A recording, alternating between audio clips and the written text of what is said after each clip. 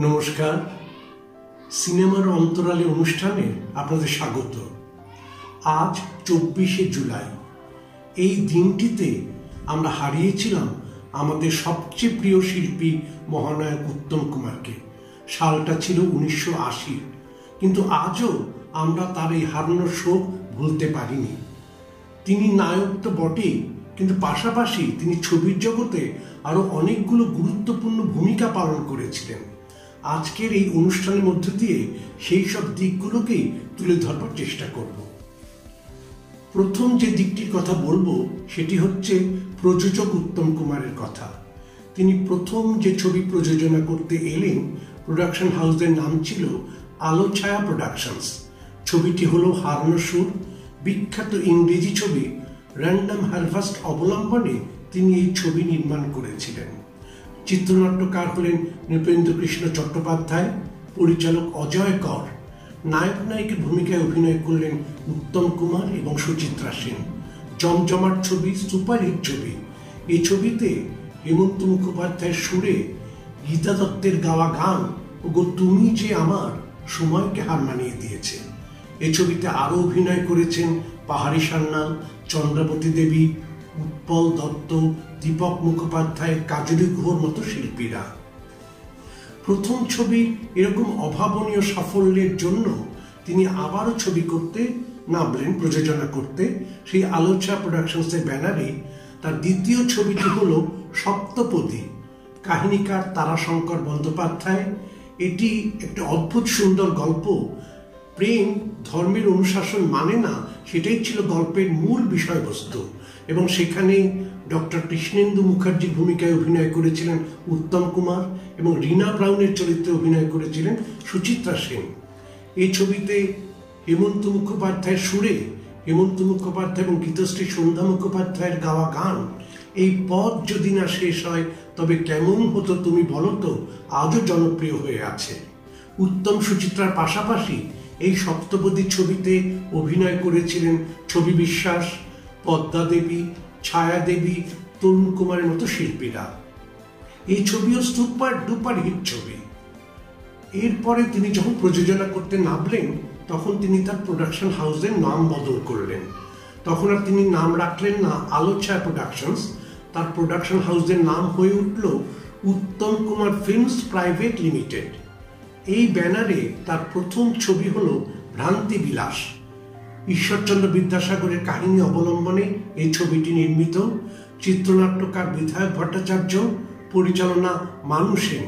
এখানে দুটি ভাই একই রকম দেখতে, যমজ ভাই, আবার দুটি ভৃত্য, তারাও একই রকম দেখতে। এই যমজ দুই ভাই এবং যমজ দুই ভৃত্য এই ভূমিকাগুলিতে অভিনয় করেছিলেন উত্তম কুমার এবং ভানু বন্দ্যোপাধ্যায়। দমফাটা হাসির ছবি। এবং এর সঙ্গে তাল মিলিয়েছেন যে সমস্ত অভিনেতা অভিনেত্রীরা, তারা হলেন সন্ধ্যা রায়, সাবিত্রী চট্টোপাধ্যায়, ছায়া দেবী, তরুণ কুমার, বিধায়ক ভট্টাচার্য, সবিতা বসুর মতো শিল্পীরা, এবং সঙ্গে রয়েছেন লীলাবতী করালিও। এই ছবিও সুপারহিট হলো। এরপরে যে ছবি তিনি করতে এলেন, প্রোডাকশন করতে এলেন, সেই ছবিটি তপন সিংহের পরিচালনায়। ছবির নাম হলো যতুগৃহ। কাহিনীকার সুবোধ ঘোষ, চিত্রনাট্য লিখলেন তপন সিংহ নিজেই। একটি বিবাহ বিচ্ছিন্ন নরনারীর গল্প। সেখানে নায়ক শতদলের ভূমিকাতে উত্তম কুমার এবং মাধুরীর চরিত্রে অরুন্ধতী দেবী। অসাধারণ অভিনয় করলেন তারা। পাশে আর যারা ছিলেন তাদের মধ্যে রয়েছেন বিকাশ রায়, বিনতা রায়, অনিল চট্টোপাধ্যায়, কাজল গুপ্ত। এটিও খুব জনপ্রিয়তা পেয়েছিল এই যতুগৃহ ছবিটি। 1963 সালের পুজোতে উত্তম কুমার ফিল্মস প্রাইভেট লিমিটেডের ব্যানারে যে ছবি মুক্তি পেল সেটি হচ্ছে উত্তর ফাল্গুনী। কাহিনীকার ডক্টর নিহারঞ্জন গুপ্ত। নিজের চিত্রনাট্যে ছবি পরিচালনা করতে এলেন অসিত সেন। মা মেয়ের গল্প, এবং মা মেয়ে দুজনকে একই রকম দেখতে। সেই দ্বৈত চরিত্রে অভিনয় করলেন সুচিত্রা সেন। এবং দেবযানী প্রেমিক হিসেবে মনীষের চরিত্রে এলেন বিকাশ রায়। সুপর্ণার প্রেমিক হিসেবে এলেন দিলীপ মুখোপাধ্যায়। আর দেবযানী যখন পান্নাবাই হয়ে উঠছেন, সেই দেবযানীর স্বামীর ভূমিকাতে অভিনয় করেছিলেন কালীপদ চক্রবর্তী। এবং এছাড়াও আরো অনেক শিল্পী এই ছবিতে অভিনয় করেছেন, কিন্তু সুচিত্রা, বিকাশ রায় এবং কালীপদ চক্রবর্তীর অভিনয় গুণে এই ছবিও সুপার ডুপার হিট হয়ে গেল। এই ছবিতে কিন্তু উত্তম কুমার শুধু প্রযোজক, তিনি কিন্তু এখানে কোনো চরিত্রে অভিনয় করেননি। উত্তম কুমার ফিল্মস প্রাইভেট লিমিটেডের ব্যানারে শেষ বাংলা ছবি যেটি পাচ্ছি সেটি হচ্ছে গৃহদাহ। অপরাজেয় কথাশিল্পী শরৎচন্দ্র চট্টোপাধ্যায়ের উপন্যাস অবলম্বনে এই ছবিটি নির্মিত। এই ছবির পরিচালক হলেন সুবোধ মিত্র। এখানেও কিন্তু বিরাট কাস্টিং। কিরকম কাস্টিংটা রয়েছে না, মহিমের চরিত্রে উত্তম কুমার, অচলার ভূমিকায় সুচিত্রা সেন, মৃণালের চরিত্রে সাবিত্রী চট্টোপাধ্যায়, সুরেশের ভূমিকায় প্রদীপ কুমার। এই ছবি খুব জনপ্রিয়তা পেয়েছিল। এর পাশাপাশি একটি হিন্দি ছবি তিনি প্রযোজনা করেছিলেন উত্তম কুমার, সেটি হলো ছোটি সি মুলাকাত, বাংলা সুপারহিট ছবি অগ্নি পরীক্ষার হিন্দি রিমেক। পরিচালনা করলেন আলো সরকার। সেখানে উত্তম কুমার যথারীতি নায়ক, তার বিপরীতে নায়িকা হলে এলেন বৈজন্তী মালা, আর সঙ্গে ছিলেন রাজেন্দ্রনাথ, শশীকলার মতো শিল্পীরা। সুরকার শঙ্কর জয়কিষাণ, বম্বের তাবর তাবর সঙ্গীত শিল্পীরা এখানে গান গেয়েছেন। কিন্তু তা সত্ত্বেও ছবি জমল না। ছবি রিলিজের সঙ্গেই দেখা গেল মুখ থুবড়ে পড়েছে ছবি, এবং তার ভীষণভাবে আর্থিক অসাফল্য ঘটল। এই ছবির থেকে উত্তম কুমারের প্রথম হার্ট অ্যাটাকও হয়ে গেল। তখনই তিনি ঠিক করে নিলেন, আর তিনি যাই করুন না কেন ছবি প্রযোজনা করবেন না। প্রথম 6টি বাংলা ছবি প্রযোজনা করে তিনি যে টাকা রোজগার করেছিলেন তার সবটাই জলে চলে গেল একটি হিন্দি ছবি প্রযোজনা করতে গিয়ে। এবারে বলবো উত্তম কুমার, পরিচালক উত্তম কুমারের কথা। পরিচালক হয়ে আসাটা কিন্তু তার হয়েছে আকস্মিকভাবে। কিরকম না, পরিচালক সলিল দত্ত তখন ছবি তৈরি শুরু করেছেন শুধু একটি বছর। প্রথম 2-1 দিন কাজও করলেন, কিন্তু তার মনে হলো এই ছবিটা উত্তম কুমারেরই পরিচালনা করা দরকার। সলিল দত্তের সঙ্গে উত্তম কুমারের সম্পর্ক সেই এমপি স্টুডিওতে থাকাকালীন, যখন সলিল দত্ত অগ্রদূতের বিভূতি লাহার সহকারী, তখন থেকেই উত্তম কুমারের সঙ্গে তার হৃদ্যতা। তিনি উত্তম কুমারকে বললেন ছবি পরিচালনা করার জন্য।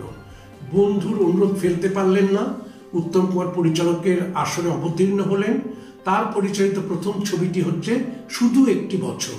প্রযোজক সলিল দত্ত, কাহিনীকার গৌরীপ্রসন্ন মজুমদার, চিত্রনাট্য লিখলেন উত্তম কুমার নিজে।